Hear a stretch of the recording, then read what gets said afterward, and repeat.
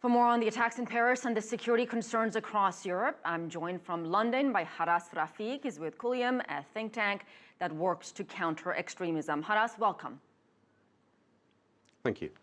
Paris still jittery after attacks on Charlie Hebdo last January, then what happened in November, and today the latest incident that Kate Parkinson was talking about in northern Paris. Is this how things are going to be in the foreseeable future?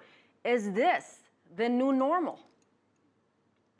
I think one of the things that sadly we have to recognize is that we're living in a time now where there is a global jihadist insurgency.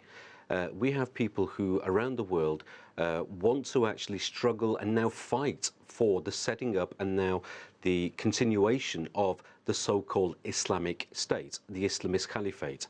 And any global insurgency can only be sustainable if it has some level of support within the communities from which it's trying to recruit.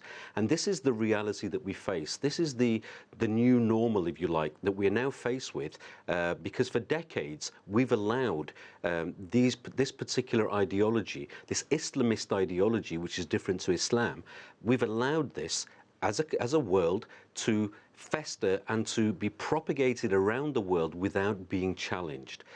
Now we're playing catch up, and what we need to do is to cut off the oxygen by which this insurgency can actually sustain itself before it actually gets to a point where we can't.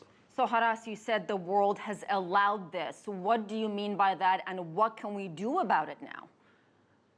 Okay, what I mean by that is that with the formation of countries such as Saudi Arabia, which practice a very hardcore Salafist theology, when it was coupled with an Islamist ideology that wants to set up the caliphate and then spread that around the world, when this was actually funded by petrodollars, this was spread out around the world. We have centers setting up around the world. We have people setting up social media. We have people who set up magazines, infiltrated some of our mosques, a whole range of different institutions within the communities, and we've allowed them, through the funding from Middle Eastern countries such as Saudi Arabia and Qatar, we've allowed them to spread this evil indoctrination that actually wants to target Muslims first of all and kill us, because they actually don't regard people like me, who happens to be a Muslim, as a true Muslim in inverted commas.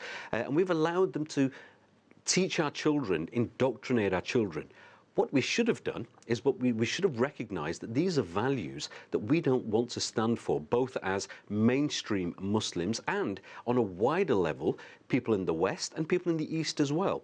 And what we need to do right now is really look at this in two halves. The first half is, sadly, there is a place for law and war.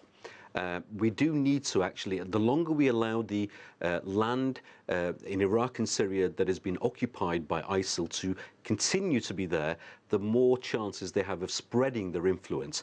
So there is, unfortunately, a need for some law and war, both there and around the world as well.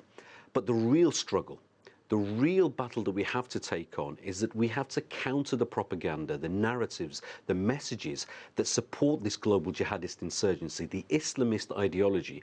And we need to take that on, both online and offline. One of the things I just wanted to say, that what we measured, we monitored ISIL's official propaganda for 1 month that's coming out of the region. And I was shocked and surprised that on average, they have been producing on average 38 unique pieces of propaganda every day. Yeah, they're clearly... We haven't got to grips with that. They're clearly very savvy on social media, and I think that's part of the reason they have been so successful in recruiting people. But we're running out of time, but I gotta ask you, the best approach to fight terror, is it possible to do it without going too far, where you're creating hate, fear, and a backlash against mainstream Muslims?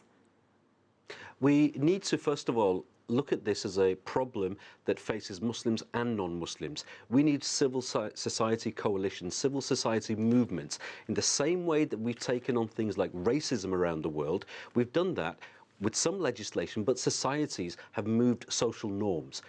if we can get Muslims and non-Muslims doing theological reform work, looking at tackling both from an intellectual, ideological, social, emotional, and spiritual perspective, this particular ideology head on, it's the only way we're going to win this struggle.